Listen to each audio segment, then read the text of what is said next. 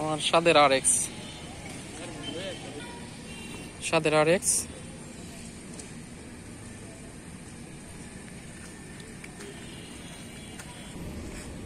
এই যে আমার RX একবারে আমার ধ্বংস করে দিছে একবারে, কি কমু। সবকিছুই অরিজিনাল আছে, মোটামুটি 80% অরিজিনাল। যেমন হচ্ছে মিটার, এই যে মিটার অরিজিনাল ইয়ামাহা। সাইডের চাবি যে ফুল ওয়ারিং, হাই বিম, লো বিম, এগুলোও অরিজিনাল গুলো আছে, খুলে রাখছি। এগুলো চাইনিজ গুলো লাগানো, ওয়ারিং ওকে। সামনের যে মাঠগার্ডটা, এটা অরিজিনাল মাঠগার্ডটা এখন পর্যন্ত চেঞ্জ করা হয়নি। এটা লুকিংসটা বা কালারটা দেখলে বোঝা যায়। সামনের দুইটা বাম্পার, এই দুইটা বাম্পার চেঞ্জ করা হয়েছে।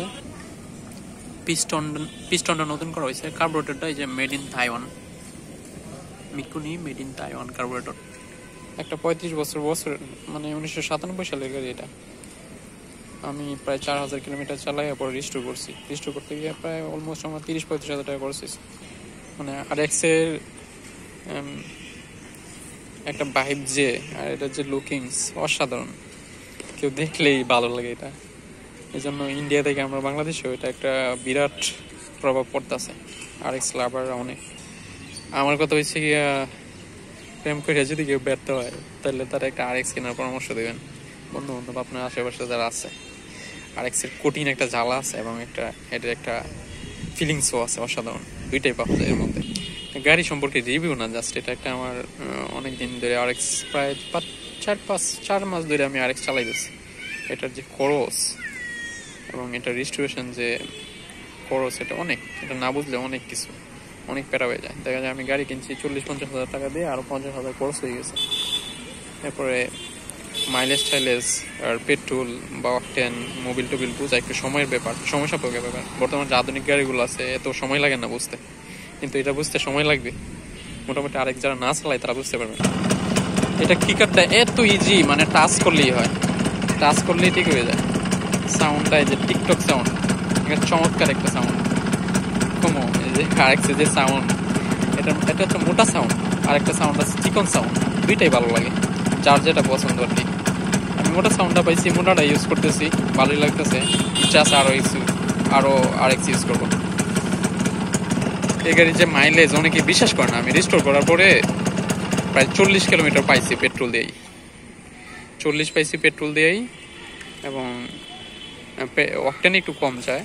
আবার এই গাড়ির অনেক পলিসি আছে, যেমন হচ্ছে গাড়িটা কোথাও দাঁড়াইলেই মানে হচ্ছে চাবিটা মানে বন্ধ করে রাখতে হয়, তেলের চাবিটা।